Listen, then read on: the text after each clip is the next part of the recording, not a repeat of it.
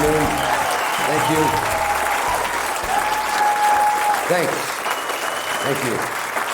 All right, what are we going to go over? Last night I heard from one person, my God, I hope you're not going to give us another assignment. Another one said, you talked so fast last year, I need KTL and LOC. And we're just going to keep the basics today. I mean, I want to talk about things that everybody's familiar with. In other words, how Route 1, Route 2, SOP, HC, AD go together with the change of space placement. We're going to talk, and there's just no need to worry. Actually, I am, and I'm going to talk slow. And no new big assignment today. The problem with giving this behind-the-scenes briefing is you either have to get so behind the scenes that I'm going to hit you with things that are just ridiculous, or you're already in the loop. You're in the loop on a lot. So what I wanted to do is I do want to give you a little bit of behind the scenes, what's coming up, because we're talking about these central orgs. I want to show you a project that I'm obsessed with and what it really has to do with the central orgs, which is everything you see here. Looks somewhat familiar to last year, but we're going to be going through it again. You're going to see why it really is the foundation on which everything rolls, because we're in a bit of a plan right now. It's probably the most massive evolution in Scientology's history in terms of the materials, but it's to get a complete done, so we're at a place we have never been in our history. And then everything just flows out from there. It's like you're not thinking about, well, we're not doing things like, hey, guess what? Here's the Magic to SEM formula, and here's all the lectures on that. But there's actually a lot more that ties into it in terms of lost tech and bringing things back in terms of this public phase. Some people came up to me during the Voyage and said, I surveyed DC and I found out what they were doing in this year on their successful action. They gave it to me, and I go, wow, that's interesting. 2 of the things are squirrel, 3 are totally standard, but they don't even seem to know why they're so standard or what other data exists for that. So we have a lot of these things that are on the, people know something was working, but then it dropped out, and you go, why? Missing tech. So it's actually like revitalizing, bringing out all this lost tech and to everybody on Earth. So whereas last year I spoke about a lot of things would be coming out then, I'm going to give you some briefing as to what happened since then, why maybe some of those things didn't come out, and why it's to everyone's benefit, okay? Throw that aside, I am going to start with one project we've been working on for 3 years I thought you'd be interested in, okay? And this one has to do with source. It's just an interesting project that we've been working on, and I think you'll find fascinating. Okay. I do. It has been about 3 years, and hopefully it's going to be wrapped up at March 13th. Now, needless to say, everything in our orgs flows from LRH. So we had this project that we wanted to do to have a presence of LRH. Now, we have the LRH exhibits in the orgs that are going in. We have lifetime exhibitions at the Flag Land Base. We're going to have an event hall, which is going to have massive quantities of artifacts and all manner of things on his life. But nevertheless, we wanted to do something for the permanency and future of Scientology in terms of historical events. Now, you see this around the world, major historical figures, they leave monuments to them. Well, we actually do have our own.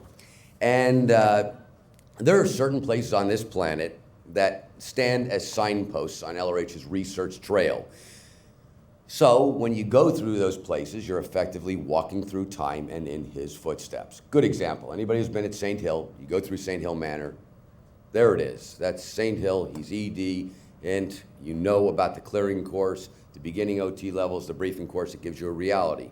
Well, we want to do that with every effective signpost along the research trail from 1950 forward. So, to give you an example now, we initiated a project, and it's actually being done through the Church of Spiritual Technology. And so I know it's something you don't hear that much about because they're not really a frontline Scientology church, but they are the church who LRH basically bequested his entire estate. And that's where all the preservation of the technology takes place and so forth. They have been in a project for about 3 years now on this subject to find these places. And this, I'm talking about literally locations he was, houses he was, offices he was, tracking them down and getting these places and bringing them back to everything that was there when he was there, so that Scientologists can travel the globe, stop by and see. So really the pit stops of the research trail to full OT. So I'm going to give you an example of some of these, okay? They include the cabin where he wrote Excalibur, which I think some of you may have heard about. They include Phoenix, Arizona, where he did all of his exteriorization research and ultimately announced Scientology. They include in Washington, D.C., his original office there. They include the office in Fitzroy Street in London. They include Johannesburg, where he worked and created all of the Div 6 services. And they include, of course, his house where he did the levels up through OT. Now let me show them to you, okay? Okay, beginning, Port Orchard Cabin, okay? Now, this is where LRH lived on the western shore of Puget Sound in Port Orchard, Washington in the 1930s, and he actually built this cabin in 1937. And when we tracked it down, it had seen 50 years of neglect. Its roof was caved in, the wood was rotting with heavy water damage from years of rain. Despite the damage, many of the original items of furniture were there ready for salvage, believe it or not. So the cabin today, here it is, 1 year later, brought back to its original condition, both inside and outside. Now, painstaking care was taken to restore the cabin to exactly how LRH had built it. LRH wrote notes describing the cabin in detail, and these were used as a map for the restoration. We even interviewed family members who gave us details to bring it back to exactly how LRH had it. For instance, the naughty red cedar throughout is the original wood, fully reconditioned. The bed, even on the LRH's bed, he described it as 9 feet long, 4 feet off the deck, columned, a little house in itself, and there it is, and you can see it. Stoves, all furnishings restored, matched to the originals. The bookcases reconstructed through meticulous detail to match exactly their original construction, and, by the way, the books that were there when he was writing. LRH used it as a writing studio. His artifacts of the time were returned, such as the typewriter, material he published during those prolific years of pulp fiction, notes from his books on Excalibur, which were written in this very cabin. They will be located there, and all of it included exactly as it was in 1940 when LRH left Puget Sound on the 1940 Alaska expedition, which you just heard about. So there you have it, the fully restored Port Orchard cabin. And there you go.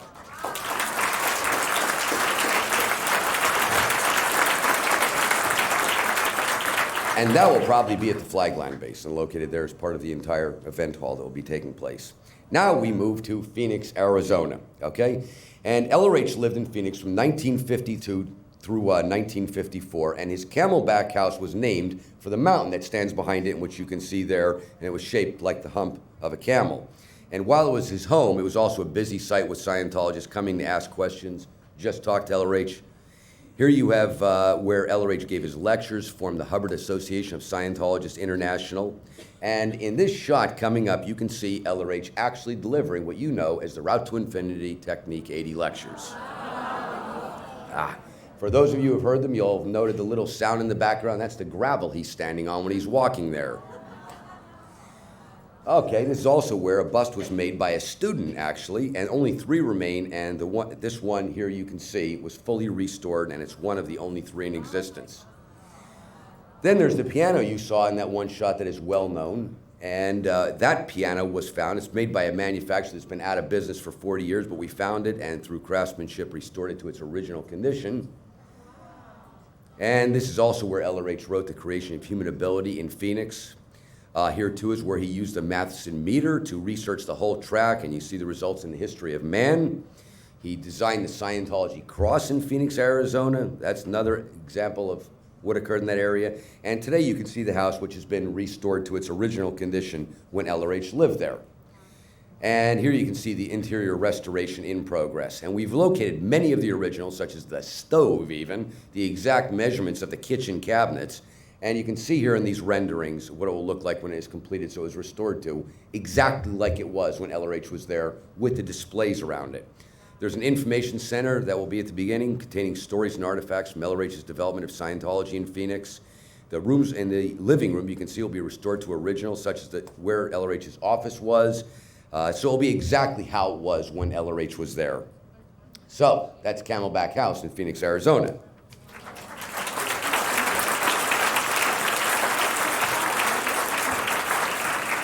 Of course, you saw him sitting there on a chaise lounge outside in the front. That's, of course, the story that comes from be 3 feet back of your head. And with There you go. That's what's happening there. Okay, moving on to Founding Church in Washington, D.C. And this 1810 and 1812 19th Street in Washington, D.C. And that was the home of the Founding Church, and incidentally, just a few minutes walk from the current org location. Now, at this place, Elrich became executive director in 1955 and worked at FCDC through 1959 when he moved to St. Hill. He formed HCO there, developed a 6-department org board, delivered the first Scientology wedding ceremony, developed TRs, Upper and Dock TRs 7 and 8 were issued, and the first check sheet. Now, this is the building today, you can see in this next shot, and it too will be restored fully, room by room, as they were at the time. Here is reception, and that is exactly what the reception looked like at the time, not counting the displays that are there. And this is LRH's office, and it will be restored exactly to his specifications as he described the office in detail, laying out exactly how he wanted it to facilitate his production, and we have the photographs. And the original HCO will be there just as it was. The technical training room will be set up exactly as it was when he was there, including the exact reel-to-reel tape machines used to reproduce the lectures for the students, and also the chapel that LRH gave the Academy Lecture Series, also known to you today as the Conquest of Chaos. So there you have the original FCDC.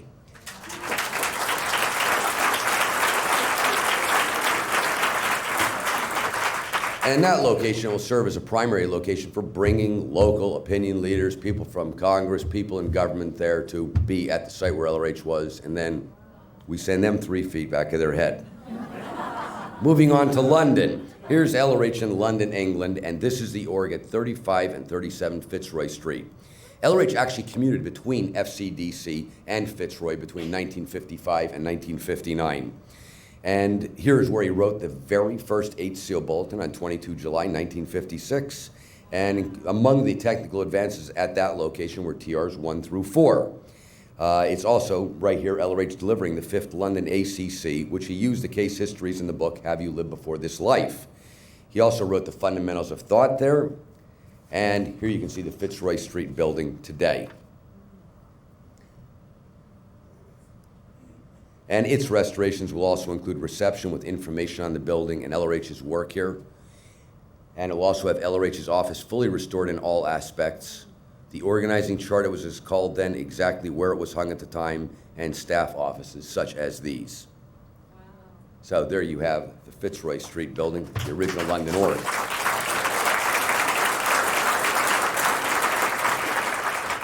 Now, moving to the southern hemisphere, there is Johannesburg, and you've now heard a lot about Johannesburg org. Well, LRH lived in Johannesburg for about a year while holding the hat of ED of Johannesburg org.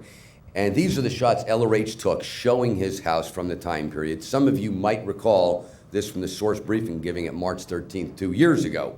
And among the many breakthroughs made by LRH in Johannesburg included the personnel efficiency course, the entire testing line. He developed the anatomy of the human mind course.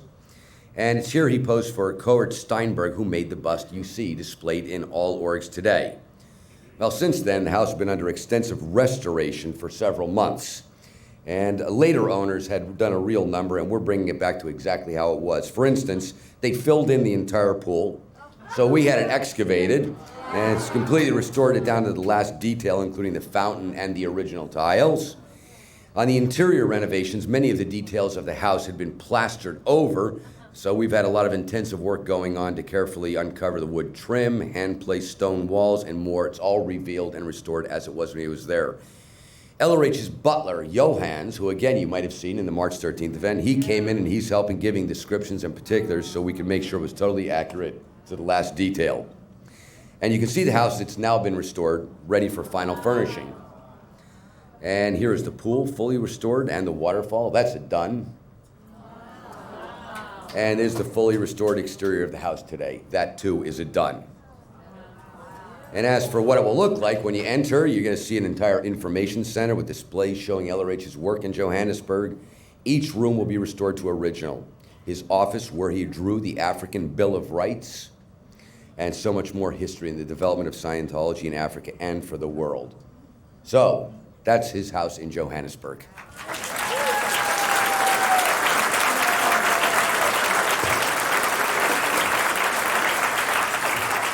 Your assignment, of course, is to tour through all of these before the March 13th event. So that's one part of your assignment. Just keep a note of, yeah, right, there you go. Craig's got it down.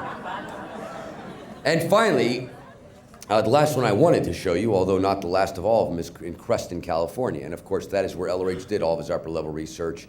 Wrote up OT8 that you have today, 9, 10, 11, 12, 13, 14, 15, and you've sometimes seen some of these shots in earlier years. I don't think we've shown it in many years.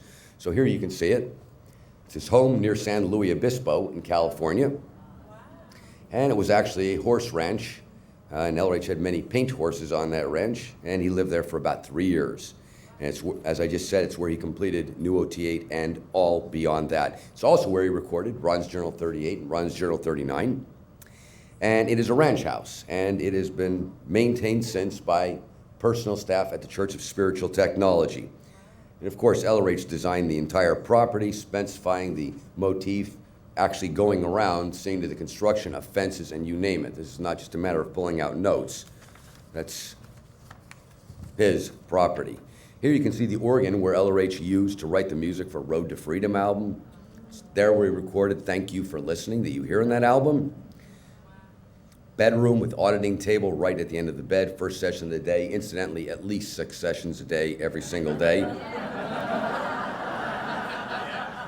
And in the garage are even the cars that he used to drive around the property for daily photo shoots. There you go. Or into town. They're both there on the site. And here you can see just some of the 160 acres. And again, LRH personally was there right down to the picket fences and how they were lined up on the hills. So there you can see it, and that will soon be open for tours. And that is where LRH did his final research. There you go.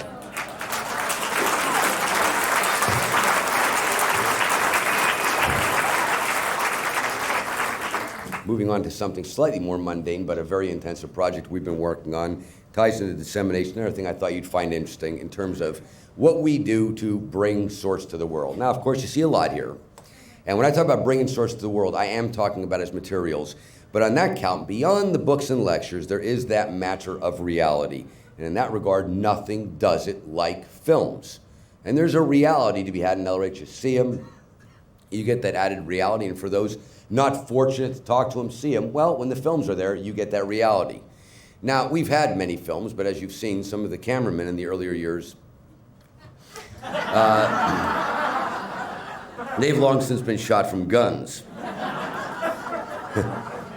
And they're a very important point. It's a very important point because these films are a primary line of dissemination. Take the Introduction to Scientology, the interview film with LRH, the classification and gradation film, other films that we have on technical courses, such as the ones in the briefing course, on the clearing course, and the Clearing Congress in Washington, D.C. So what we've been doing actually has been engaged in a massive restoration project, and really only now after all these years is it possible to do it with all the digital advances and so forth. Well, if you could see gold, one thing you'd see is a lot of computers and a lot of blood, sweat, and tears. So this is a project, again, that's been going on for a few years, and it should all come to fruition, and then it's a release to the entire plant to make this all available there. Now, to give you an example, the sort of mundane things we deal with, you're dealing with film, they fade, you've seen that, they shrink. The originals now I'm talking about, they deform with age. The coating that's on the film over time starts deteriorating. So these are the reasons you see dirt, scratches, etc. And let's not forget that the original people who had these films didn't really take the care that we do today. So first thing we do in terms of these films, we actually have had them archived for years in perfect storage. There's an entire building that is just everything set up for perfect maintenance of everything LRH. And I'm not just talking about the films of him, but even his films that he took, everything at the exact humidity, temperature, etc. And that has been that way for some time. So they haven't deteriorated since we did that project over a decade ago. So now we've had a chance to pull them out and restore them. Now, what we have been doing, and you're going to be able to see this real soon, is going through frame by frame and handling every single frame of every one of these films with LRH on it. And we are even capable of handling things that you might see like jerky camera, he forgot to focus the camera, sometimes you can handle that. And the result is you finally see a beautiful film. And I wanted to give you some examples of this because What we do, we handle that part, final master is scanned into the computer, and then actually we've even had our own people develop technology to do these frame by frame, because outhouse, they don't spend the time on it. Second of all, you're talking millions upon millions of dollars. To give you an example of just what it takes to get it into the computer, okay, 237 hours at the rate it scans into the computer just to do the introduction to Scientology, okay? 2 weeks, nonstop, 24/7. There's a lot of computing power being used to store these and then restore them, is my point. Each frame cleaned, about 300 hours for one film, okay? That's just for cleaning, removing motion, jitters, etc. About another 200 hours per film. And here, I have a figure here. The amount of computer files used to restore the introduction to Scientology, classification and gradation, and clearing Congress films is equivalent to 3.1 billion pages of text stored in a computer. That gives you an idea. There you go. You always have to give these orders of magnitude, those you have no comparison. So, let me show you them, and I'm going to show you the films that are being done. First one's Introduction to Scientology. It's a 54-minute long LRH interview done in April 1966 in Rhodesia, now Zimbabwe.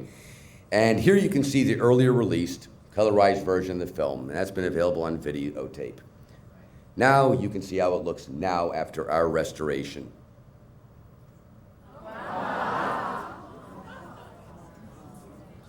Each frame hand-painted with over 10 million different shades of color. And it actually looks more like LRH did in the interview. In fact, we have the original clothes, material, etc., so we could match it exactly to what was there in the real universe.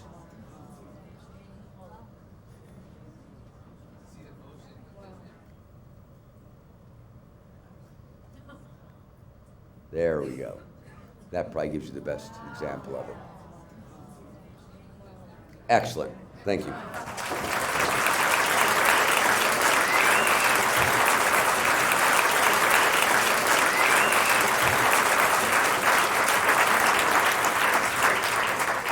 And we actually, as you can imagine, when it comes out in DVD, it'll be translated into every language, and there you can see some of them. When I say every, it's going to start with 50 languages that will be available on. And there will be a DVD. And in our orgs, and as I'll get to in a moment, missions, soon to be, it's on high definition projection, which is actually what you're looking at there.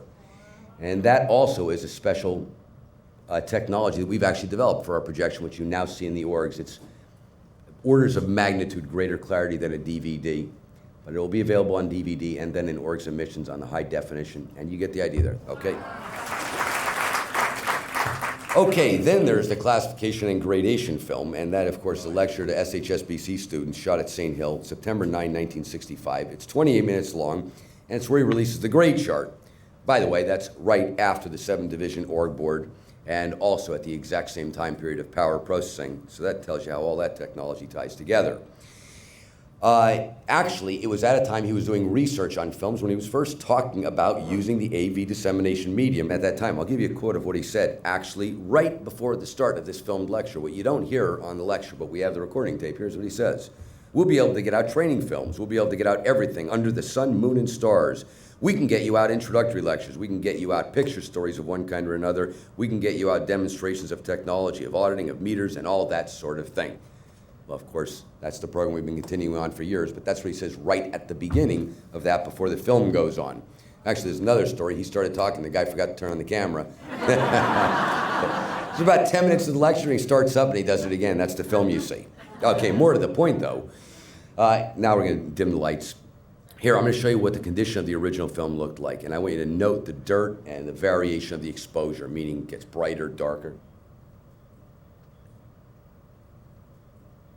That's the original.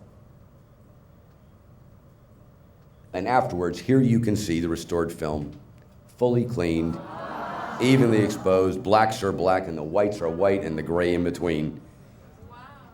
And again, on the left, you can see the old film, and the right is the newly restored film. Now, I mentioned we can even work on focus on some areas. That's not totally possible. You can't totally, you'd have to synthesize it completely, and not with LRH there. I mean, you'd have to actually alter that, but we can handle it in a lot of areas to handle the cameraman's goofs. And this shows you the out of focus by that original cameraman. Note the bottom of the grade chart. Those are the minus awareness characteristics, and you know where he was. Well, that focus is now handled by locating that one frame in focus and reproducing it, and for the first time, you can actually read the chart. Here we go, now we get that wrecked and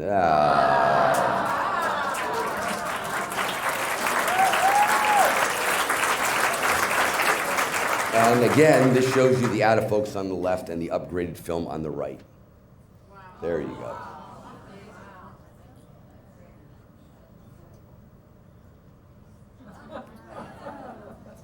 Okay, and I think that says it all. All right. So there you go. There's classification and gradation. Okay. Okay, then there's the Clearing Congress lectures, which were delivered in Washington, D.C. in July 1958. And actually, they're the only lectures of LRH filmed in color. And here you go. Here's another example. This is going to show you the point. This first one shows, of course, the poor film conditions, scratches, dirt, film instability, so forth. And that's what you currently see on the videotapes. And afterwards, there you go.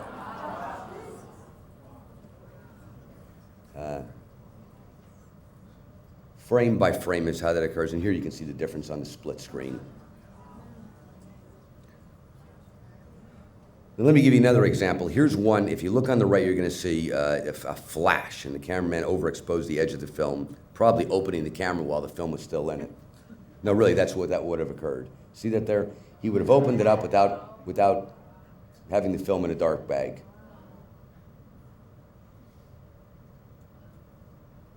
There you go.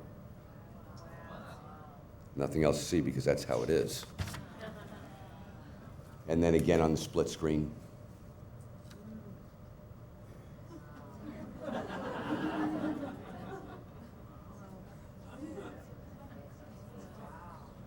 I like the right-hand side better.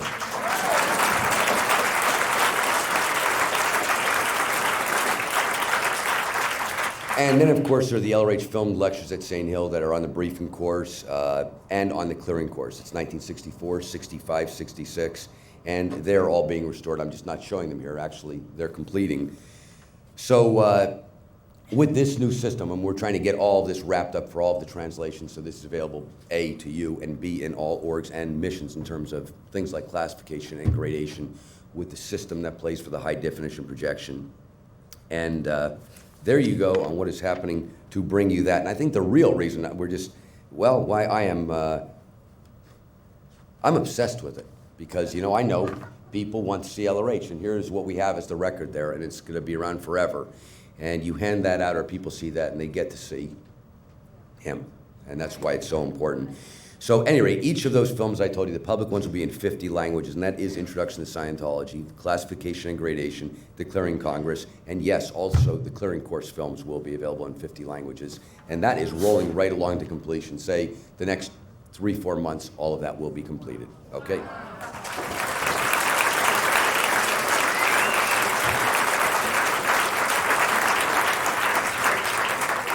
Okay, now let's move on to why this is called the Golden Age of Knowledge. I spoke to you about these materials last year, but I wanted to cover it in a little bit more detail because if there is, as I say, if there is a project that I'm really obsessed about, it's this one. Orgs do 3 things. They process, they train, and they're a center for knowledge. Those are the 3 things an org does. But as it has been for the longest time, we know that they come in, you get them, and then either do auditing or training. But that knowledge part isn't fully gotten. I mean, people might go down to Qual and study, they might go here and study, and it has been a real barrier. And I mentioned it last year in terms of what we were doing to make all of these materials available, and I really am talking about all of them. The plan right now isn't to just release bit and piece and tell you what they are. The actual plan is to tidal wave it out until it's all out, okay? And the reason is because we're now 2004. Okay, that's 54 years after Dianetics. Time for all of it to be there because actually it's a route just like the grade chart. And it's no different than not having many of the missing grades on the grade chart, and you can just skip from one grade, go 2 up because the other one's not available. But in terms of the orgs, it really does tie into what services get delivered, how rapidly people get trained, what material is there. And what we're really doing is handling, I mentioned this last year, we're handling the fact of it can seem an overwhelm and confusion. You can pick something up and think you don't get it and have it misunderstood. Just by clarifying what they are, you actually handle the real barrier. It wasn't really skip gradients, missed, or like a fixed idea or false data pounded in. The other night you saw me release the London Congress on Dissemination and Help and the first ACC. There are several of those that are out right now in that order, and nobody knows it. And there's an exact relationship with this technology, but it's like the Matrix right now. Well, we're going to unmatrix all of that. Now, one thing is I mentioned these books last year, and what happened on that, you're going to see the depth and the intensity and the amount and volume of work to make sure that these things are finally exactly what LRH did. Because don't forget, this now stands as the source to be translated, not just 15 languages, 50 or whatever number of languages there are on Earth. It's time that this project's done so that it's never, ever, ever altered or incomplete or whatever from here on out. More on that in a moment. I'm going to show you exactly what I'm talking about on one. Let me show you one thing we're going to do here that's going to be part of this whole golden age of knowledge in terms of what clarity we will have on these materials. See, I thought I would, you got a mic? Yeah, good. I thought I would overwhelm you today and give you the whole briefing and everything, but I'm going to give you that briefing afterwards, and I'm going to show you how we're not going to overwhelm everybody. Seriously. This here, you saw a sample of that materials guide chart last year, some refinements, any other data that's available, but what it does reflect is a chronological path of every single lecture, book in sequence, then it goes down to the next level, each one categorized. Where tapes aren't available, for instance, some are on little plastic discs, where the transcriptions are in the R&D volume, that's listed. So you could say on one chart there, that tells you everything there is about materials in terms of books, lectures, HCOBs, where they fit. You just get the entire lineup. A study of it alone, which we will be making available to everybody. I mean, it will be available in a little version so everybody can get it. It's all on this chart. For those who weren't here last year, just looking at the categories, it will explain things. In other words, people wonder where things are, books and so forth that I'm going to get to. Well, it becomes abundantly clear when you see exactly what is being studied. Take, for instance, the essentials, where they are. It's right there. You know where you are in the time track. You would see that this entire era here is the development from Dianetics to Scientology and how it came to be and why the Phoenix Lectures are so important as a milestone step. And again, I'm going to go over that in a minute. With all of that out, believe it or not, read it, you walk up, there actually does become several direct training routes or material routes. Now, I said knowledge is part of this lineup. There is a datum that you're just doing a service in an org. This is a false datum. You can tear through policy, you can tear through HCOBs. That is not the lineup of Scientology. The lineup of Scientology is when you're not on service, you're at home, you're getting all your things filled in, so when you show up for the academy, you're ready.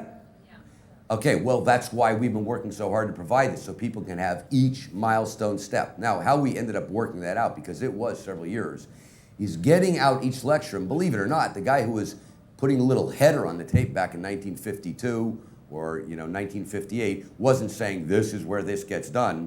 So we had some that were sort of dovetailed like this. Okay, a good example is Secrets of the Masked Universe. That's tied in with other tapes that are Perception of Truth. They're actually one lineup, and they're the same thing, and they go with the book Scientology 880. But it isn't on the tape, so it's required listening to every single lecture. And then you get the matrix undone, and it has such clarity it isn't funny. But here's what happens now in the first phase of this, and this will be Auditor's Day. This will be available in every single org bookstore. Now, you're only seeing the chart. Concentrate on this. Because now, see, you're already wondering, how am I going to learn all of this? It's a simplicity, and it goes as follows. You can walk up to the chart and stand there and read it. All right, now let's get the camera here. This is our little org system, and ultimately it will cover every single lecture and book. And there we go. You touch this screen. It lists out each type of lecture series, classics, congresses, foundations, I'll get to that in a minute, essentials, ACCs, premieres, new releases. I'll give you an example. Classics. They all show up. You can see every single one. Now we'll go back. I'm interested in story of dynamics and Scientology. Oh, there's the synopsis of it. And then headphones. But I have it hooked up to speakers and play it, and you get the excerpt of that exact lecture.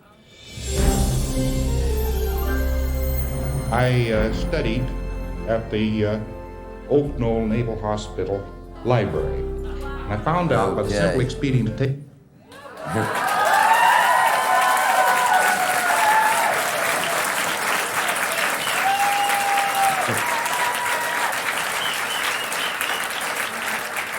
And you can see it has each lecture series already lined up against what its exact category is. Now, right now, some people listen to lectures are listening to a Congress, an ACC.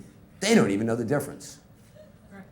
Not their fault. This is the problem. They are entirely different publics, so to speak. If you know them, go ahead. Everybody can listen to them. But there is an exact relationship of them to a Congress. And as I say, just by that clarification, there's ACCs, but there's Congresses. You get an example, for instance, the new one we just released, and they're all in chronological order, so you know which sequence they're in. Okay, and there we go. That's the new one, right? And you'll see exactly what you just saw at the event.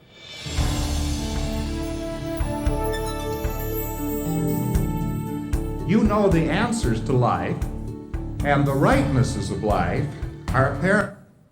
There you go.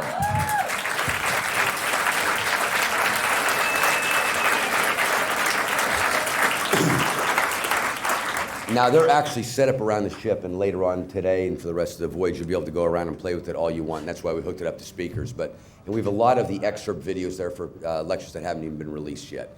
But ultimately, it will include every single one. A guy can walk up, and he's got all of that data right there. Combined with the chart, no more getting lost, okay? Wow. All right, so that's that.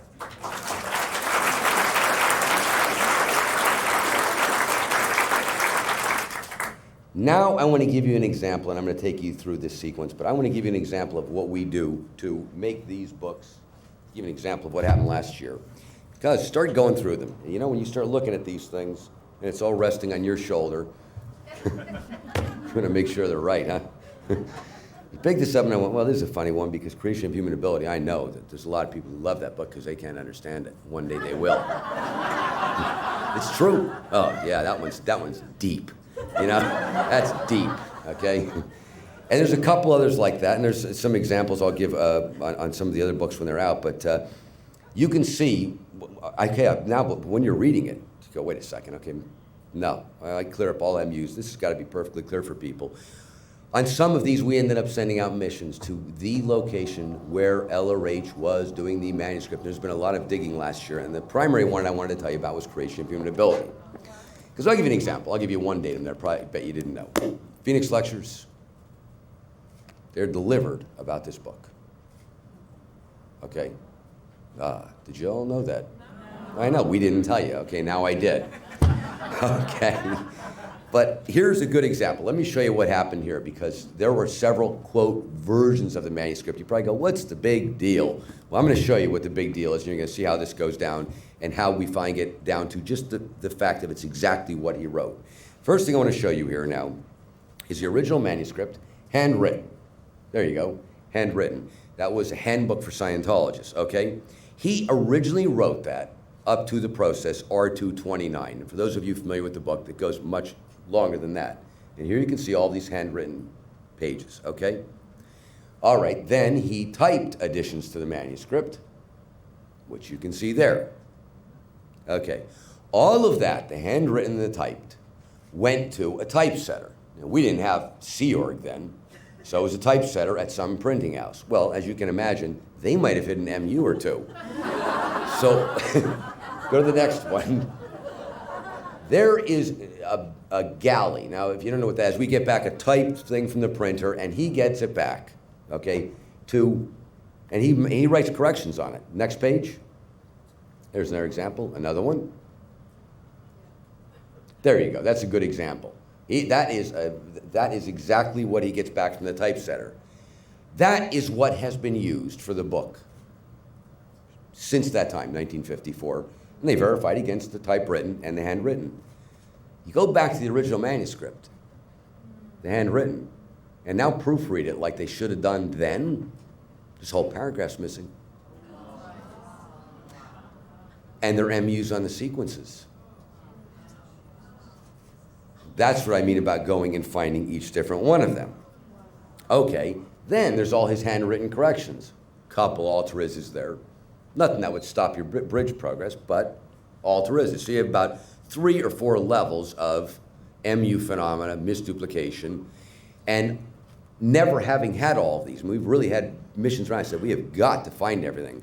I mean, some people, you go around 880. That was a project that went on for about 3 months to make sure we had everything that took place there, because I happen to know 1952, that was the period when the Dianetics Foundation was saying, hey, back off with your whole track research. We run the business, you just do your stuff. You'd be surprised, we have the historical notes. You hear these stories from LRH, was he underplaying it? As he underplayed it when he spoke to people about it, you cannot believe what these people were like at that time period. It was literally, this may not make good business sense. You just write, we run it, get that straight, you're okay. Of course, he wrote back and said, good, I got a good idea. You know what, every time you do it, you're gonna pay me $150,000. And the other thing is, separate out me from Dianetics and Scientology. It's like taking the sugar off cornflakes, and that was it, just wiped them out in about 2 days. Nevertheless, they'd been a little busy there, so we make sure we don't get any of their changes, corrections. Even an example, the original 880, there was a guy around named Althea Hart. He wrote about 20 pages that he put at the back of that book when it was originally published. Not in the book you see, they were in the original book, to give you an idea of how people are just monkeying around, okay? So that's why we're very serious to make sure we have it exactly right and don't take anything for granted, because you don't know those people. We want it dead straight, okay? And this is. All right, now.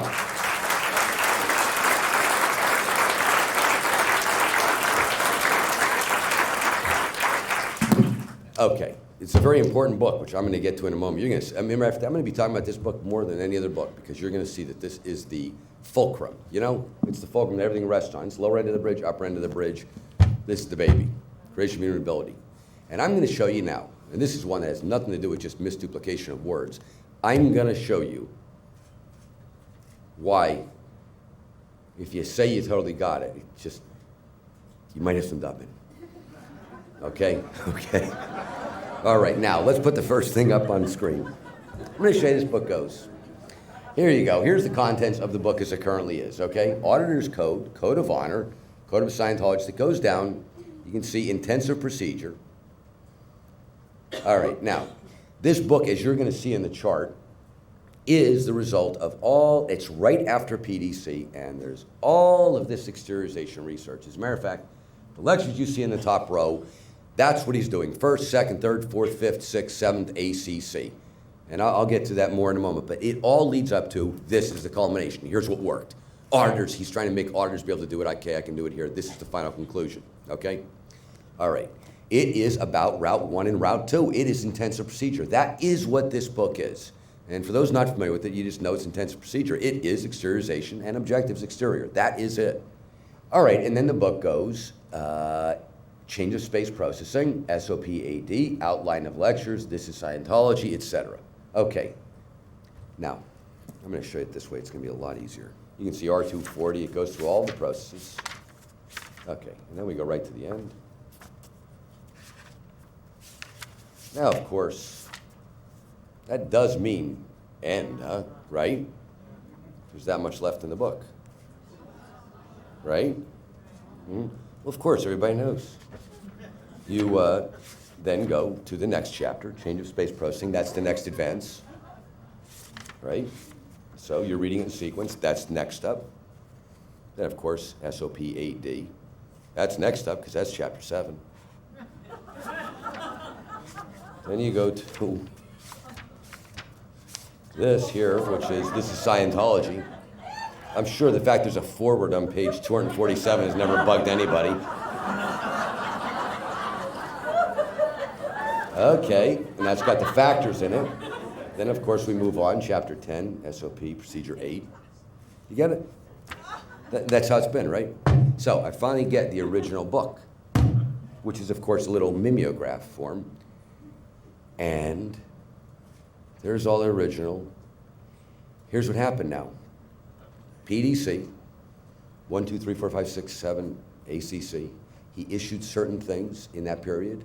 They didn't appear in Scientology 8008, which is the preceding book. And they are all of the references that are referred to in the processes of intensive procedure, and all of those, change of space processing, SOP 8D, they're all mentioned in the process he wrote, so he included them in the original stapled together book course pack, so all the students would have all the data that preceded the entire book, and they'd have their entire reference pack of everything not available before that, and you can bring that up here. In other words, everything that appears as chapter 7, 8, 9, 10, 11, as of course, as you go on consecutively, that's meant to be the next thing you study. They all precede the entire book. Oh, did I lose you there? Too complex? Okay, here. Okay, we have a slide there. That's how it will appear. References at the end of the book. It gives a table of contents for all of the references. They're now in the correct chronological order, and that was originally, this is Scientology, the Science of Certainty, obviously, Journal of Scientology 16G, which you've heard in lectures. That is what that is. It preceded the book. It's 1 June 1953. The book came out in 1954. We make sure that the original introduction even tells the date it came out, which is 15 July 1954. So you don't think when you're reading 1 June 1953, you're reading technology beyond the intensive procedure that preceded it by a year and was part of the research trail to get there.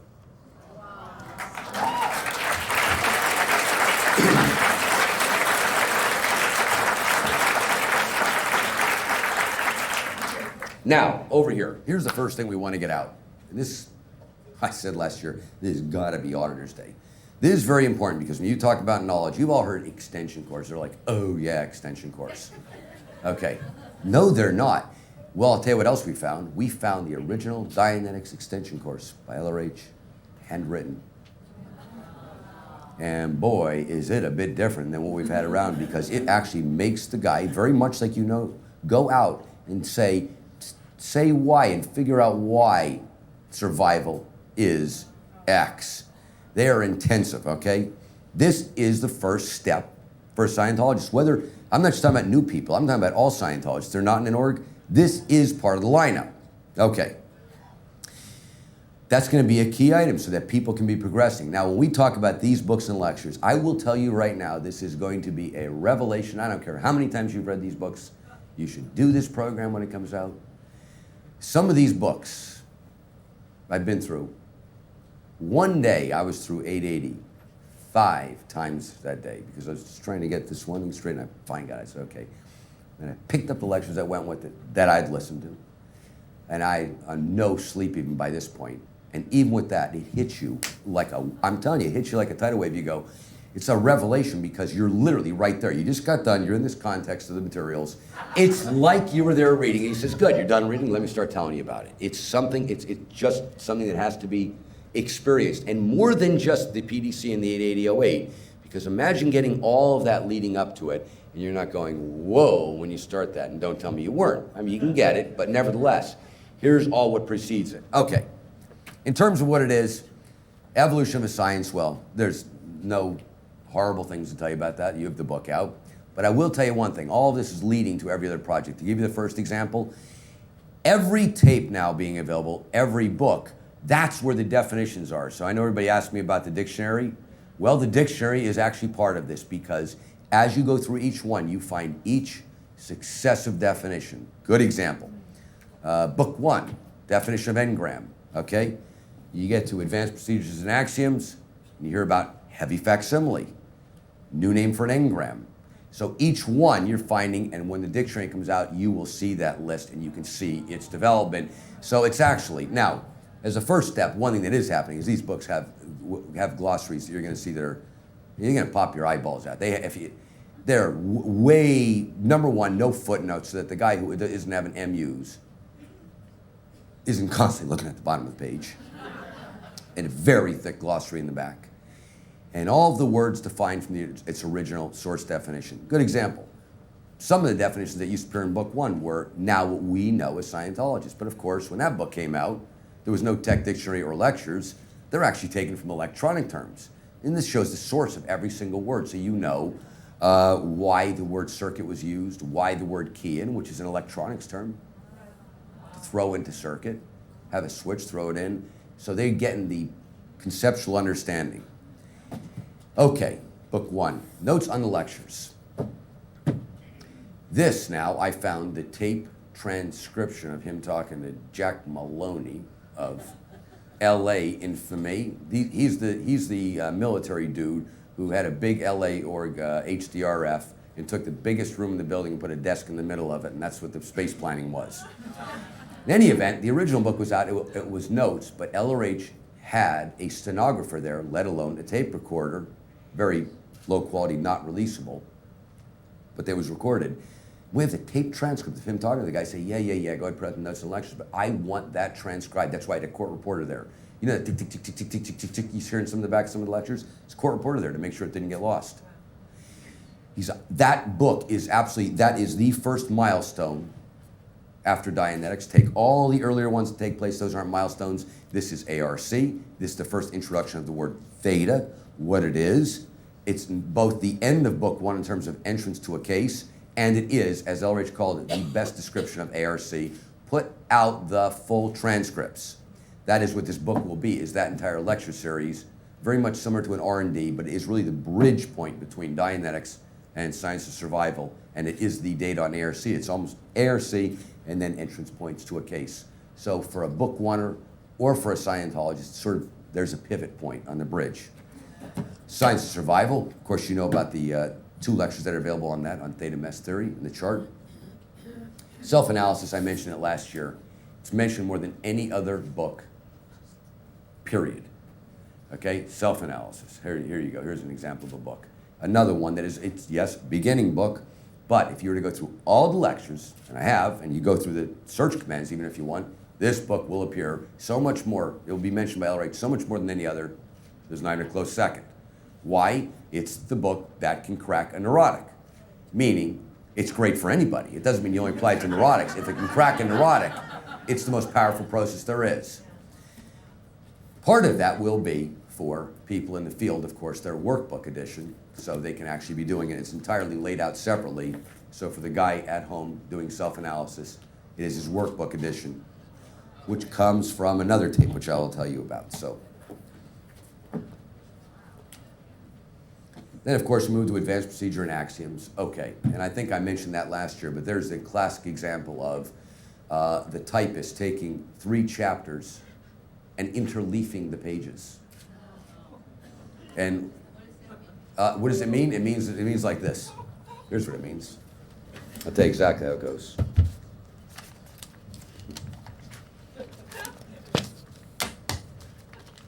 Here you go.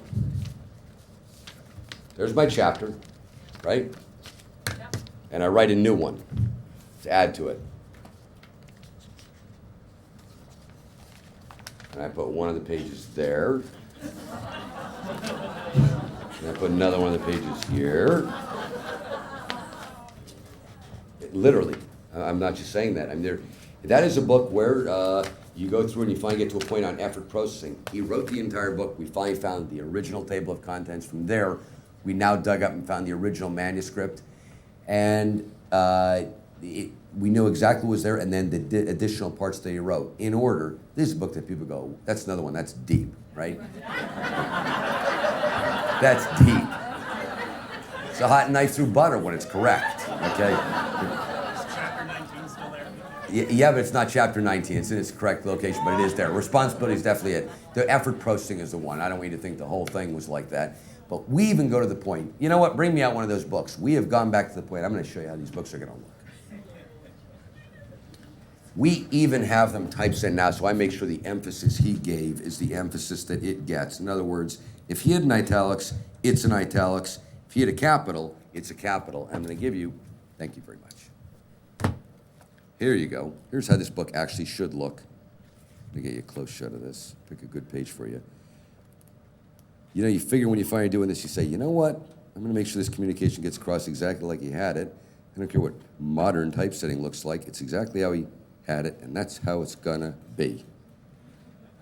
Okay, he used a lot of capital letters, and the reason he did is to beat into your head exact concepts by chapters. Meaning he would capitalize words, and let's find one here. Okay, there you go. You got that there? This here, if you look at the current word, prime thought, that'd probably be italics. No, it's prime thought, and you know thought, prime thought, prime thought. You know, he's pounding in concepts. When you get these, every one is exactly as he either hand wrote it, literally down to the way and the manner in which he wrote the words. Okay, why so important? Because this is on a subject that could have a little impact on people making it up the bridge. Service facsimiles. And how many people in the world know that this has to do with service facsimiles, and it's the original data on service facsimiles? And it is. That's it. You're now looking right. You get it, 1951, there's your service facsimiles. These lectures, of course, have never been available. And they go through it, and as I mentioned last year, it is baby talk. Okay, now I told you there was another thing going on. Well, since all of this was being done to get them translated, don't think we've been wasting time. I was talking about releasing all of these that rapidly. I did use the time, and literally every one of these are not only translated in 15 languages, they're already replicated. They're on the shelf, waiting, so that's why yeah.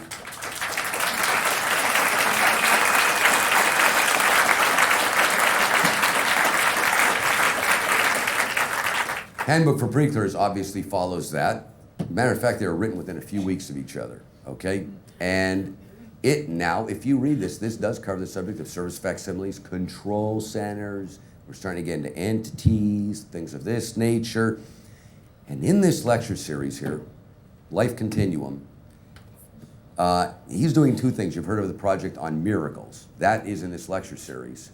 But he also mentioned that version of Handbook for Pre-Clears to pass out. And of course, it's the one you can hand out to your pre-clears. Everybody wonders, what do I do to talk to them? I'll tell you what, you want to get them impinged upon? Give them that book. Say, go do that one. They'll come back in a puddle. They'll be ready for some auditing. Which is what it tells you to do in this lecture series. Says the one guy, hey, you don't have enough time for him? Good, give him the book. Or if you don't have enough time to deal with all the pre-clears, give them that book, and they're going to be ready for auditing. And it talks about its use in conjunction with self-analysis, two totally different things. Of course, this book starts hitting a guy on valences. It's all the lives he's leading, all the valences he's in, all the losses he's had, why he's living their lives. Again, in sequence, this has got the most, well, as I already said, the best essay on the ideal state of man in this book. Read out of sequence, I think people think it's just something for pre-clears, because here we know what a pre-clear is now, but it's actually that exact lineup. Okay. The reason these are essentials now, of course, is because if you take everything that's come before, here's exactly where they fit chronologically. Right after Handbook for Pre-Clears, you get the first course on Scientology. It's going mind, reactive mind, coming along, whoa, effort, what is this now going on? Theta. Scientology whole track, okay? And that is where that fits. And the reason it can stand on its own is this is an embracive course. Now, each of these courses not on the book, so to speak, but on that subject, but this now does sort of take everything up to a next milestone.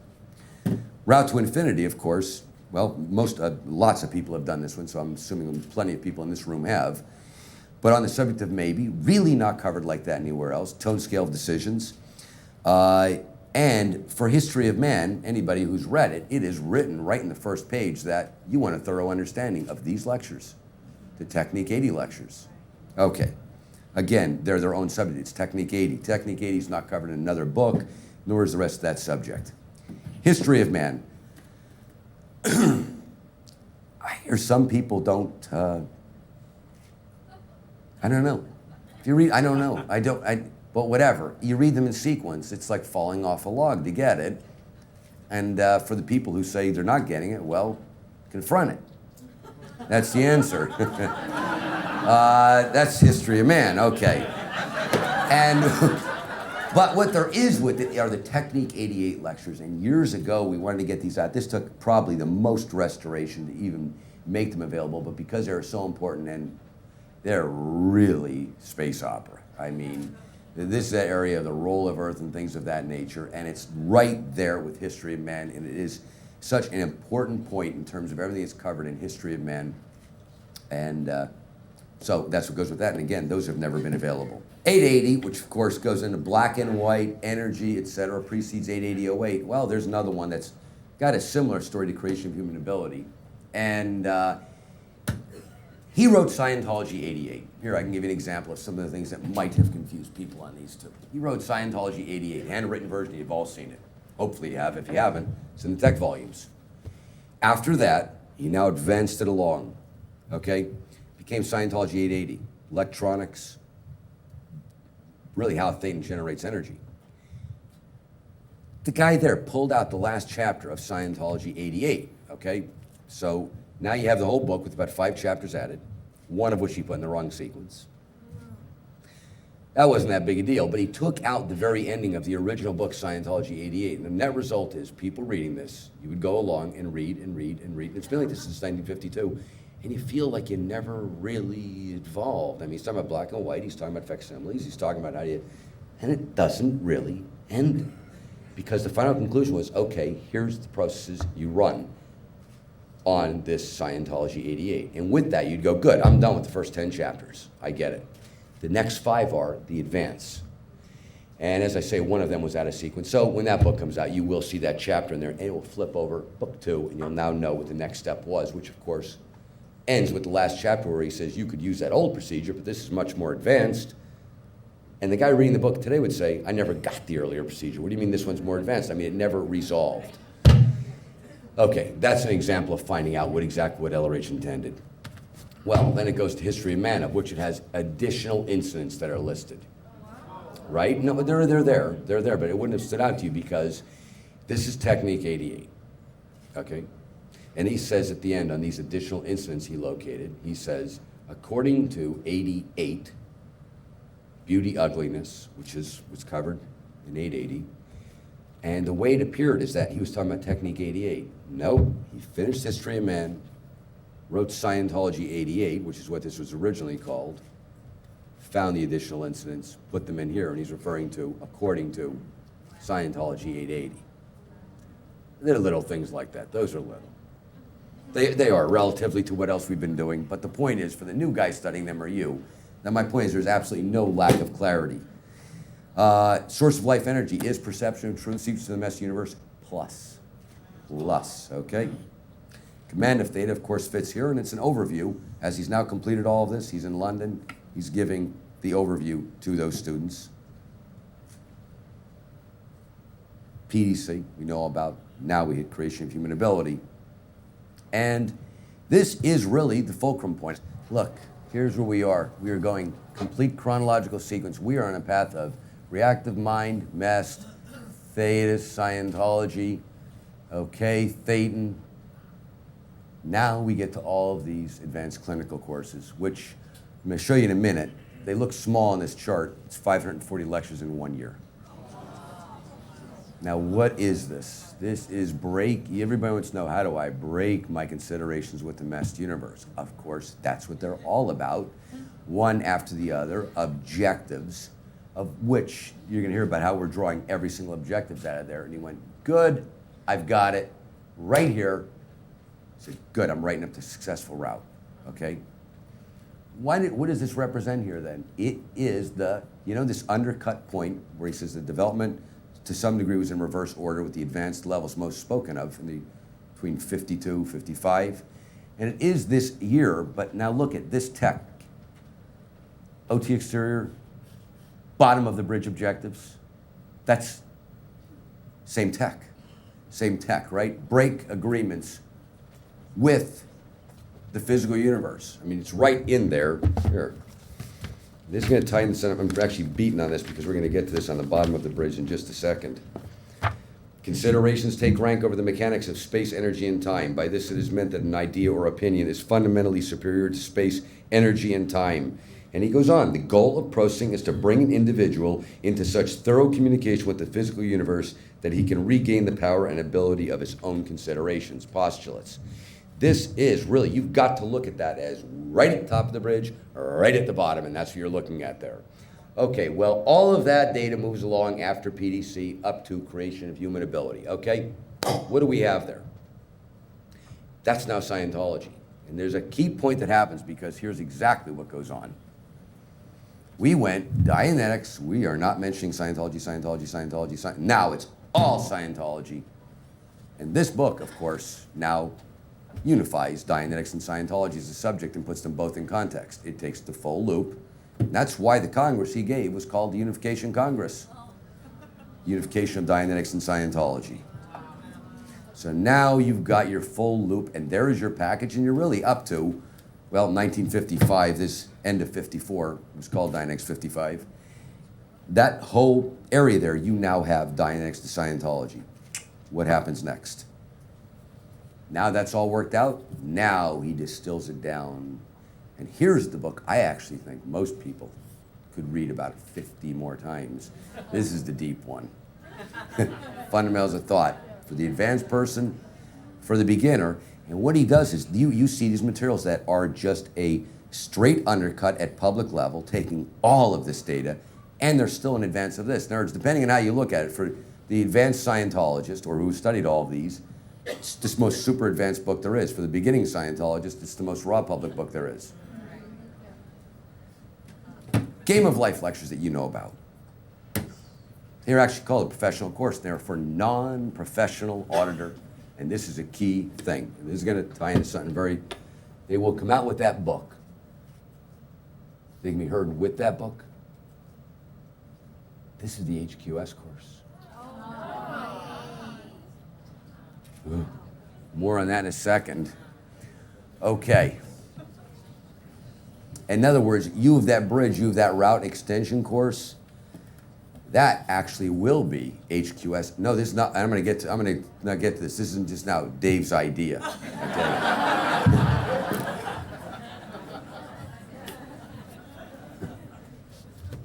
Okay, you got that idea. So here you go, FOT, and what follows that? Next undercut, POW. These, of course, are from materials taken during that period, but definitely part of it because they cover broad Scientology zero-type concepts, study of the reactive mind, and your book, Scientology 08. And by the way, in that book, I think there's 46 scales and codes in there. We pulled them out. There's going to be 640 in the one that's coming out. Pull out every one we have. Applause scale is the type of scale you find. Applause.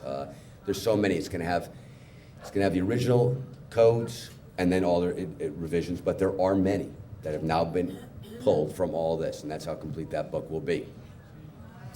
Okay, HQS, what are you trying to do for all these people talking about new people coming in? Well, it's not the first course, but I'll tell you what it is. You want that one that definitely jumps them over and makes them a Scientologist.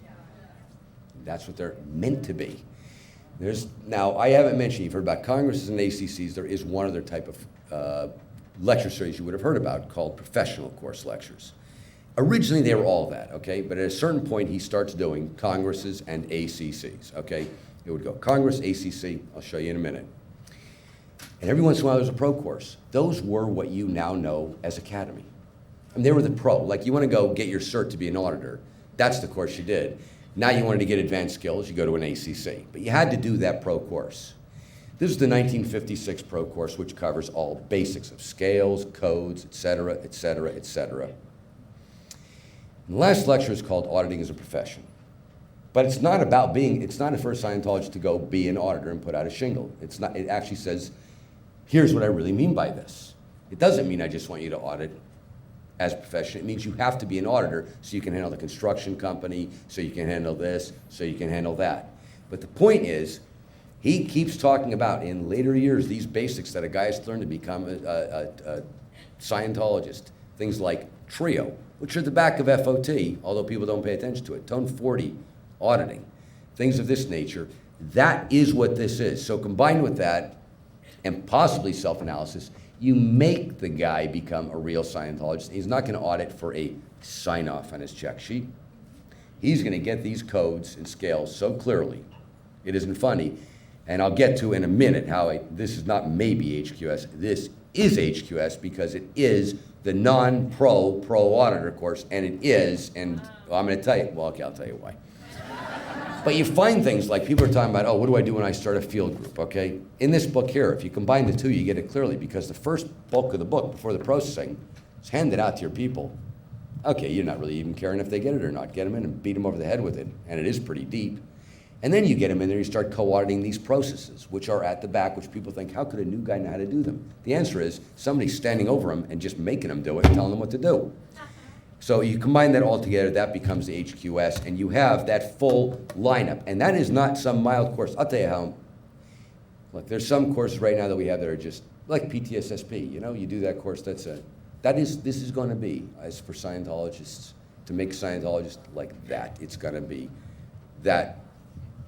It's going to be awesome. Okay? All right.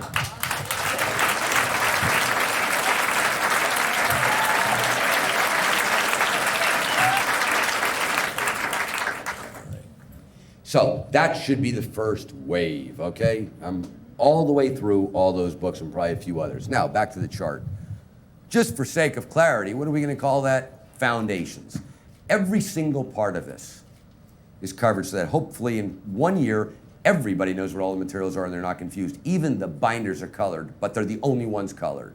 So when you put them all on the shelf, you're literally every part of it hopefully is going to distinguish itself from all the others.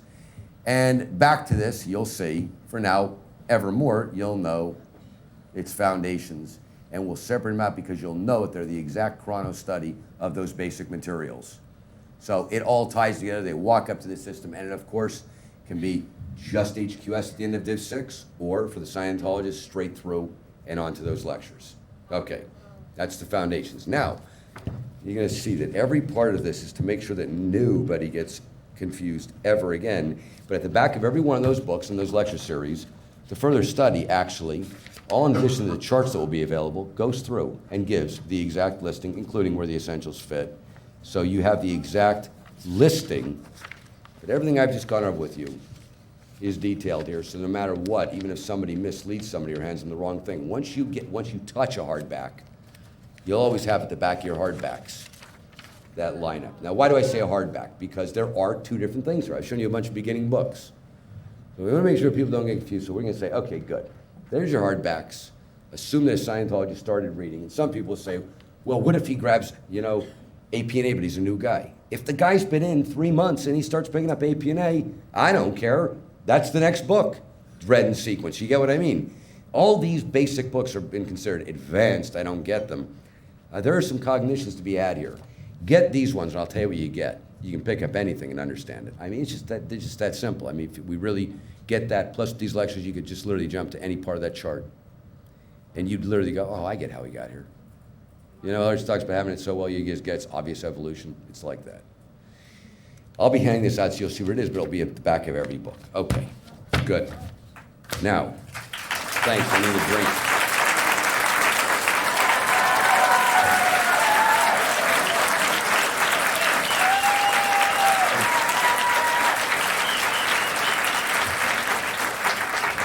Okay, what next? Well, hopefully by October, because part of this massive translation going on is for all the beginning books. I'm trying to get these done in 50 languages. There's a lot of work being done in that. It's a lot tougher to do 50 than 15, because in some of those areas you're going to have really advanced Scientologists that can translate. But for our Div 6 lines, it will all be paperback books, just to separate that out. And of course, every one of them, in terms of talking about that subject marketing, not really my hat, but in terms of directing people up the bridge, whatever you read at the back of those hardback books in terms of what book to study, no, it's totally different at the back of the beginning books. Same book, but it's oriented to your Div 6 public in terms of what they're supposed to do. We are doing books on tape in 15 languages for the beginning books. Then we come to this, okay? And this is a series you might have seen like this, presenting Scientology to the world.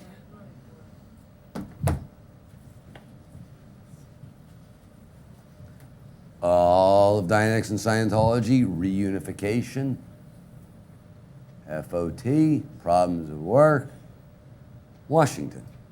Why? People tell me that they're trying to figure out what a group is and how to get a pattern. That's the one.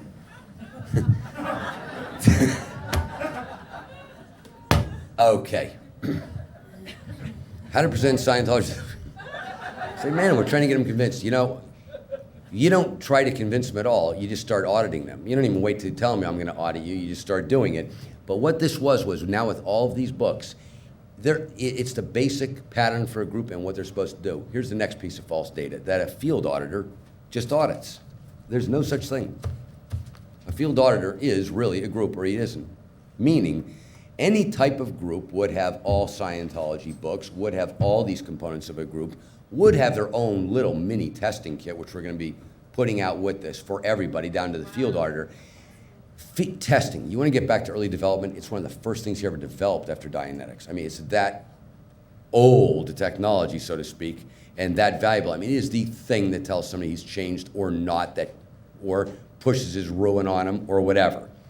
This series, which like I say, is available as this, goes through and it covers everything that a group does, from how you teach, education, how you talk. The whole lecture, you know about how to talk to audiences. It's because you're giving the lecture. What to do to bring them up the line. It's really the overall embracive umbrella of how to be any type of group. Now, why do I say that? Because we want several types of groups, which I've mentioned. Like, for instance, just a study group. A guy who's got a field auditor. What's he supposed to do? Get a bunch of people going, pick one, that's maybe ready for auditing and can audit them. If he just waits to get one PC and audit them, A, that's a joke. And B, it's going to be a tough way of going. He needs all of these things. But now let's take something else we've talked about, a Purif group. Purif group doesn't just do Purif. They put up all the books and they have all the components of a group. That's your bridge into Scientology. A marriage counseling group, same thing, all the components of a group. So we're working to get this out, and every component that's mentioned in it, such as the PE lectures that are mentioned in it. So you have all the lectures. Everything that he talks about in here, the testing, a field guy would have the testing, every single thing in here, and that becomes your embracive umbrella. I can start a group kit, and if you do the study of the type of group that's being started, which will be put out separately, that will always be, I'm starting a group, those are the basic lectures. And there's so much so that they even have the basic classic lectures that you should play to your public, even on your little system of, listen to this lecture. And there are many classics that are in there. So that's something we're pushing for. And again, that has been translated in 15 languages. We're just looking to get that whole kit put together so we can have every type of kit, and I have the CBCM there as a specific example of one we're talking about. Dianetics is another one, but we want that bridge going up. You have a book one group, get them the rest of the Scientology books. You have your bridge right into Scientology. And we're really working to put all these together as a kit. I mentioned last year Dianetics films. We're shooting 16 Dianetics films right now, book one films. You have your how-to film. There's 16 15-minute films, and they take up every part of the book. So you just get the guy auditing. He watches the film, he learns what are the dynamics. Good, put him back in session. And you just, one by one, and the guy's coming into a seminar in an org or even in a group, another 15-minute one. They're right from the book, but they're actually really magnificent looking. Till he finally gets up to things like, I was mentioning the other night, bouncers, deniers, holders. Why do we want the guy to know this? Because it just pounds in. What is the reactive mind? What does the reactive mind do? How does it bounce you on the track? What does it mean? If you can lay this out while just keeping the guy auditing, this guy, if he gets that down on book one, he's got it forever. But you just read it. Anybody who did that new course, you saw it there. You're wasting your time if you don't do Dianetics. And then again, though, the whole kit, how to run it, how to run that group. Well, this is basically the embracive one for even a Dianetics type group. Okay. Wow. Right, I'm complicating, I'm overwhelming you now, huh? Okay. I said I wouldn't talk too fast. Okay, fine, that's the end of that subject. All right.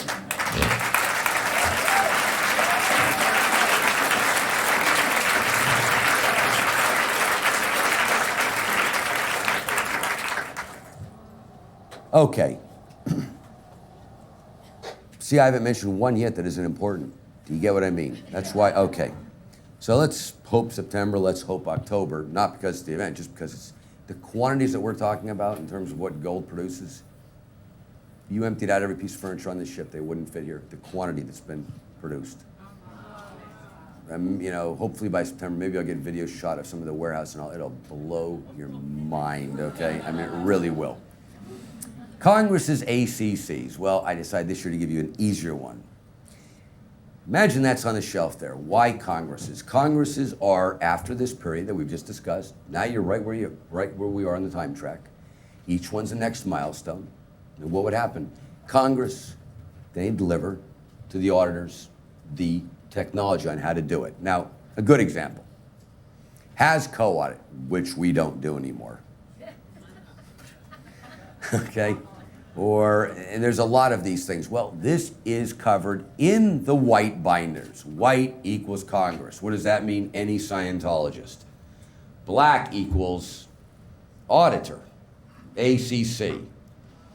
Okay, he would do the Congress, he would then deliver that service. Well, here's why it's so important that I get out everything. Which one would you like to omit? So in terms of your own study, though, you look at that. I'm going to break this down. You say, well, which one should I study? Well, of course, you know, for the one who wants to travel the whole road, actually, you know. But, I don't know. I'm going to give you a gradient. I want you to think every white one, right? There you go. Looks like a lot of binders. Now think about this. Most of them were delivered between Friday evening and Sunday evening. You'd be in London, Friday evening to Sunday evening. You go to DC, Friday evening to Sunday evening. And it wasn't just lecturing. He would lecture, and in between the lectures, there was co-auditing and so forth. In other words, a great deal of them are 6, 7 lectures, 8 lectures. If you just skip the football game for 20 weeks, or the movie and just whatever, or even just every other week, you would literally have the entire, every single milestone of Scientology in 1 year. Wow. Right, okay, so, make them more confrontable. And that is how easy it is now. Those are the events. There's Anatomy of the Spirit of Man. Some were a little more packed, but a lot are that small. Just take the weekend, you've got it. And of course, in them, we have all the issues from that time period. So you're actually getting each milestone. Well, you become, the total non-confront goes away. In other words, when you have all the data available, you study it all, it just all is gonna click when you do it that way. So for the Scientologist who's not out there practicing, but wants all the milestones, and that's it. It's about 20 weeks. On the weekend, about 6 hours. Now don't forget, when you start doing it, you're not gonna have these MUs because you're gonna have already read the definitions in these lectures. And there's not just definition, but the whole description. So it really is, when you hear 58 minutes, you go, oh, okay, 58 minutes. I got 58 minutes.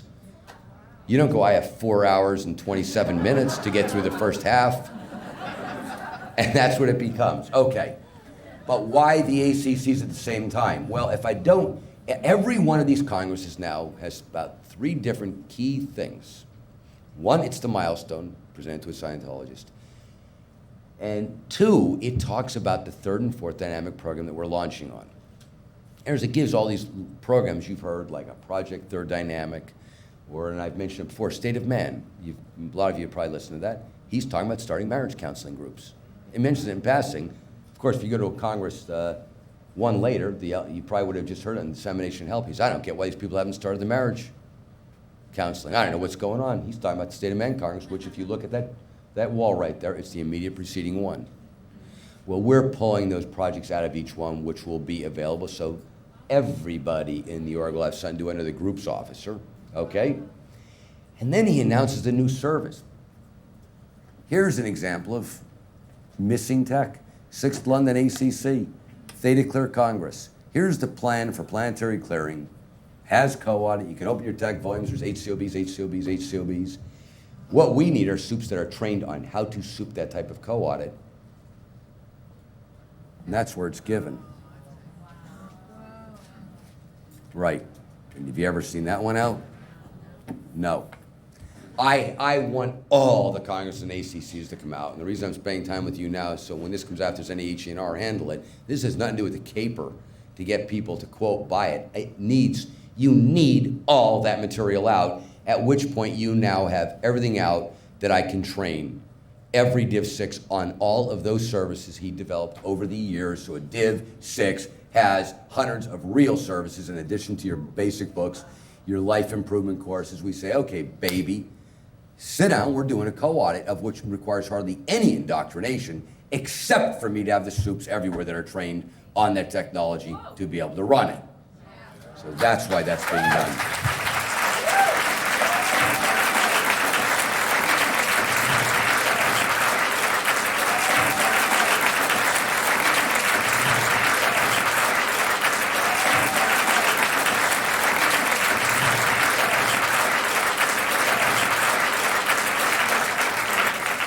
So in terms of where we've been going now on translations, it's a 24/7 operation.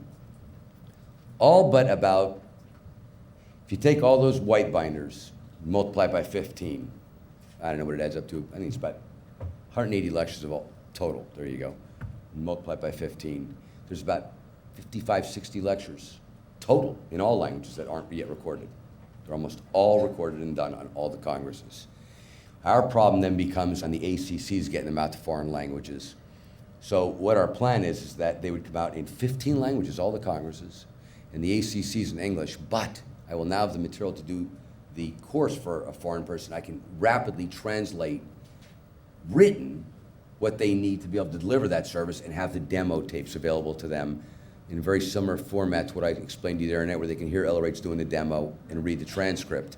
And that's how I rapidly do it. But so all of this here isn't really just in English. I'm trying to get this out so that every org is on the same page, including in foreign languages. And you have to understand, I mean, if you've been to a place, well, Italy, when I was there earlier this year, I was talking to the bookstore officer, told me we're gonna be coming out with the books. He said, creation of human ability? I mean, even to me, I said, you don't have, no, never had it. I look at their bookstore, I said, where's your books? It looks like this. That's what their bookstore looks like. No, that's it. You ask the foreigners here, go speak to them. You American-speaking people,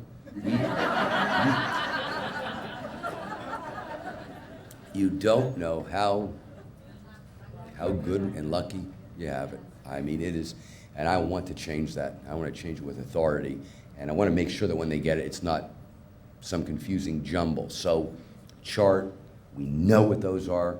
There's your Congresses and ACCs when they come out. Now I have the rest to now start filling in all these orgs. So why these big orgs? Why the big Div 6s? Yeah, it's going to be an HQS.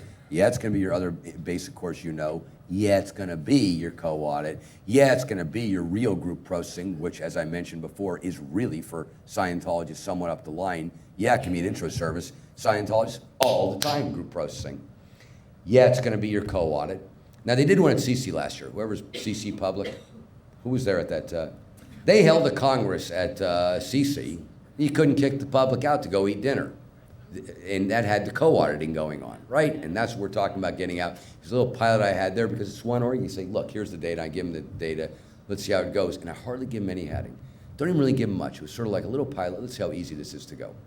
How easy? It was how easy? Way easier than I expected. So we get out all the materials. Okay, that takes you through that. Now, top there are what I keep mentioning, this first, second, third, fourth, fifth, sixth, seventh, eighth ACC. And of course that leads up to creation of human ability. Okay. How does this all now tie together? Let's go down to the bottom of the bridge again. Let's talk about getting people up the bridge, okay? So we're talking HQS basic books. Well, I will tell you one thing, somebody who studies these books is going to have a lot easier time in session because they're going to have a clue what's happening with their case or what the case even is, okay? And that's how we say, oh, what book should my PC listen to or a PC coming online? So the answer is, there's your chart, read them. And it's really not, I'm telling you right now, any bugs people have, I don't get it, they do this, I just don't believe it's going to come up. I'm telling you right now, I do not even believe it. If they pick up that lecture series on top of it, it is simplicity because you're hearing it as it was given. Okay. Now let's talk about what do we do with the bridge to get people going. This really does tie in OT 9, 10, because if you think this doesn't have to do with that, I mean, I go, okay, orgs, we can get these ideal orgs, put in the lines, okay, here's the beginning. Our problem isn't the top though, it's the bottom of the bridge. Okay. Here's what we have now. Guy comes in, it's real, you have a pure guy going on objectives. First of all, as I told you before, we're going to have films that orient him to what an objective is. But once you've gone through those lectures, and then later on when CCHs come up, which will be described, but for instance, they're in the radiation series. Okay, that's CCHs. I mean, you wouldn't know that from the title, but that is it. It has gone over so much. So this was the next research project with LRH talking about. He keeps mentioning this datum on RJ36, 1 month grades, huh? 1 month grades means 1 month or thereabouts for grades, a couple books in the evening. We've just gone through the books. Okay, what is it? And now let's get down to stuff, words I can't mention in a public event, like money, economics, time. there's a certain point where you can hit the level where you say, well, the guy, it's such an overwhelm, he'll never make it. And if you just say it's just nothing, then there's no staff member in the world that could live on it, because he could never live if auditing was 5 cents an hour. I mean, it's a problem, okay? Number one, the first answer to that question is these objectives, because here is what it should be. Now mock this up. Guy comes in, he's through his Purif. We really get him grooved into what an objective is. We can run a co-audit on objectives. That is going to be the completion of this long-term project, and specifically directed by LRH on when he was doing OT levels. These guys are going to flounder all over on the grades, especially with Dianetics being moved later. That isn't the bug, the Dianetics being moved later. You know, we've often thought, well, maybe it's because this guy, Dianetics, he's not getting this reality in the reactive mind. He studies the book, he gets it. But don't forget, 1965 when the grade chart came out, look at it. You won't see Dianetics before the grades.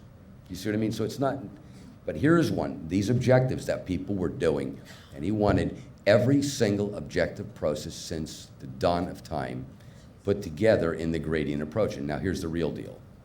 I get this done. Some are heavy druggies, some aren't, some are bad off, some aren't. But mock this up, the guy signs up for the TRs and objectives co-audit. He's got all of them, and I don't care how long he's in that course from under a co-audit, at the cost of a TRs and objectives co-audit. And what do I want him to do? 200, 300, 400. You want to do 600 hours? Go for it, bud. Go and go and go and go and go and go and go. For the guy who really doesn't need 600 hours, he's going to be done. For the guy who does, go and go and go and go, because his case, you guys get it, will be locking in. And now we're ready for the grades. Okay, so step one is that. And in terms of an org delivery, you take it down from the amount of auditing with one-on-one PC and what a guy's going to have to pay for per hour of auditing. And you get down to a co-audit super who just knows objectives so cold it isn't funny. What do you need in terms of resources? In ours, it handles that economic factor in terms of the org's delivery and for the public making it up to bridge. Okay, next step, grades. This I have now been working on putting together, and this is an urgent crush, and this is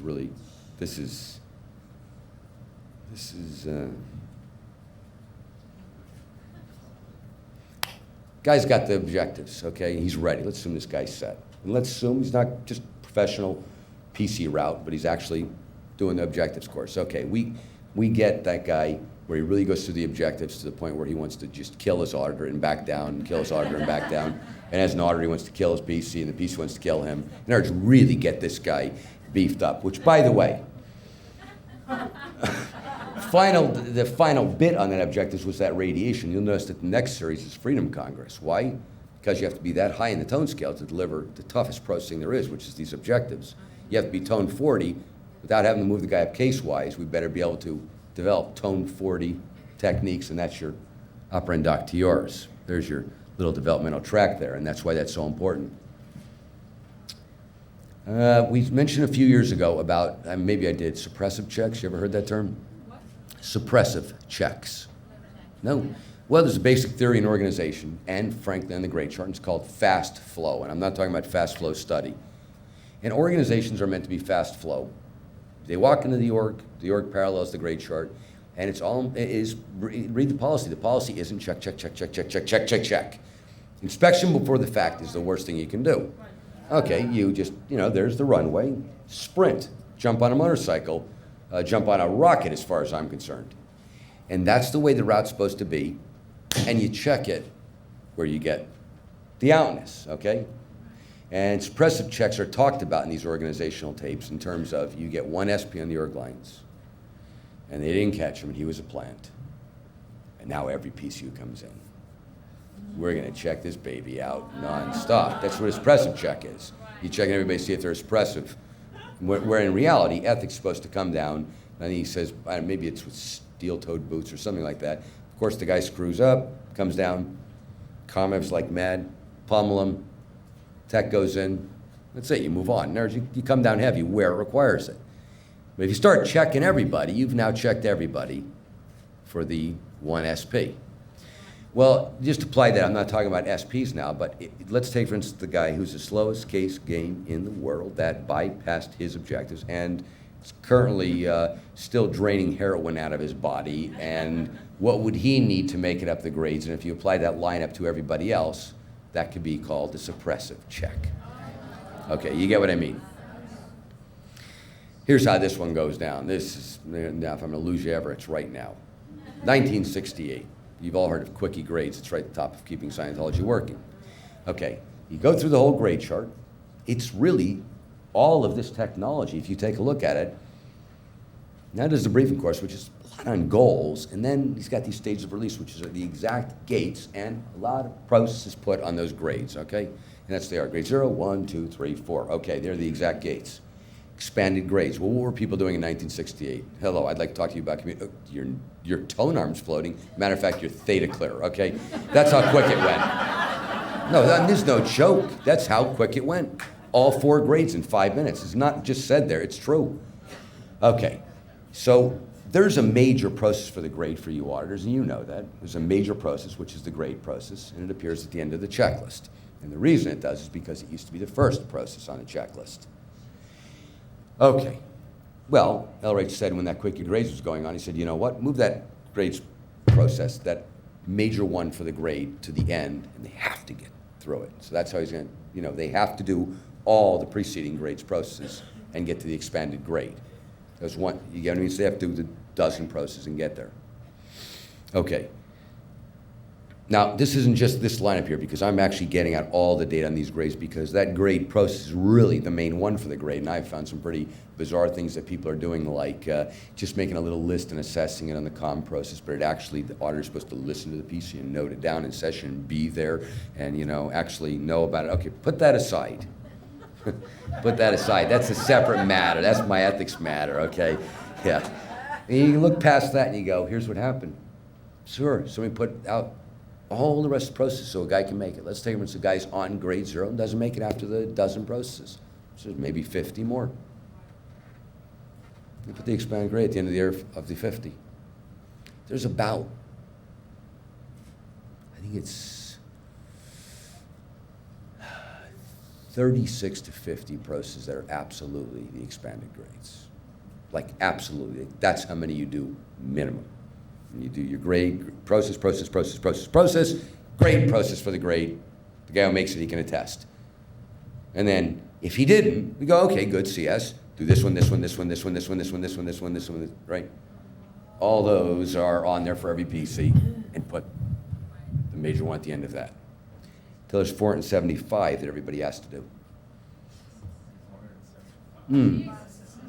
So when I talk about speeding grades by 10 times, I do mean by 10 times speed, and we are now piloting this, and the objectives have started as one pilot, which is a sensation when people start getting this. It's the handling for both the public wanting to get up the bridge and the staff member, because a guy in a 2.5-year contract, I want clear, non-solo by the end of that time. And there's a certain amount of time that a staff member is allocated per year. And where you find orgs don't have these staff auditors, it's part and parcel because they're not gonna get it at any rate. We need 900,000. They'd be in session the entire time they're on staff for 2.5 years. Wow. But not if they're in a co-audit, and now just with their allocated time in that 2.5 years, they'd be through grades, net, either clear or solo clearing course. For the public, you're not talking about the difference between now and in 5 years. You're talking about the difference between now and overwhelm and failed purpose.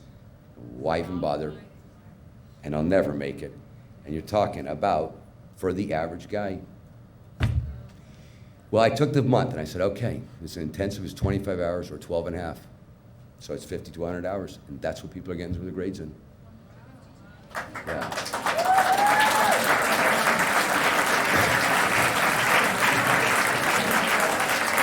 So my crush is to get out all these objectives so I can get all the data for these co-audit soups. So because it really does require that objectives, it's not good enough to just stand there. It's not supervision like this.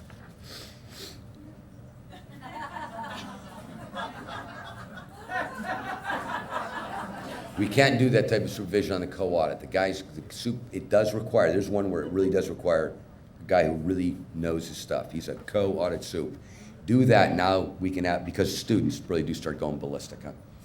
They're untrained, they're very lightly trained, and the objective process, some are gonna drive them right up the wall, especially when you say, nah, you've only done 900 hours so far, not pro by dupe, and pick that bottle up again.